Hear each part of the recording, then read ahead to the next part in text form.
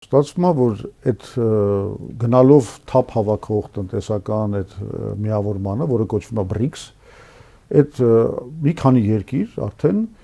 ոնց որ իրանց շահերին այս ամեն ինչը խփում է։ Խփում է Չինաստանի շահերին, Հնդկաստանի շահերին, Իրանի շահերին, Ռուսաստանի շահերին։ Այսինքն մենք զուտ աշխարհակական իմաստով ունենք բավականին միակողմանի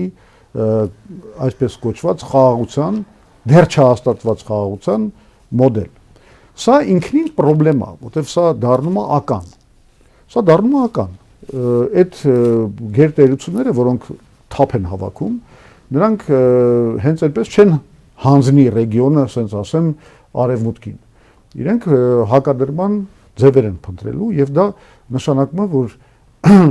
Նիկոլ Փաշինյանը համաձայնվելով այս պլանին, ըստ էության հրավիրում է պրոքսի պատերազմ Հայաստան, հիբրիդային պատերազմ կամ պրոքսի պատերազմ, ինչ ուզում եք անունը դրեք, Հայաստան։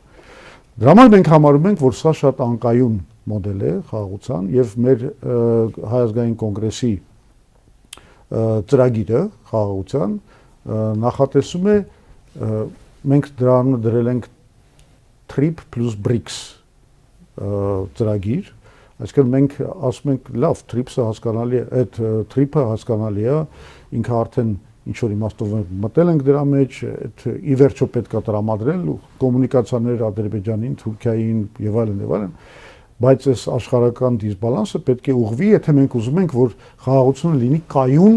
եւ երկարաժամկետ։ Այդ դրա համար մենք ասում ենք, որ շատ կենսականորեն անհրաժեշտ է Հայաստանը Իրանին կապող երկաթուղու կառուցումը։ Մենք նկատի ունենք, որ այս BRICS-ի համաստեղությունը պետք է ստեղծի ինչ-որ կոնսորցիում Հայաստանի բնականաբար մասնակցությամբ, եթե համաձայնվեն դրան ամերիկացիք, Թուրքիան, Ադրբեջանը, թող իրենք էլ մասնակցեն, Վրաստանը, չգիտեմ, որը պետք է այս երկաթուղին կառուցի։ Այս երկաթուղին շատ կարևոր է Հայաստանի համար նաև։ Ինչու՞։ Որովհետև եթե մենք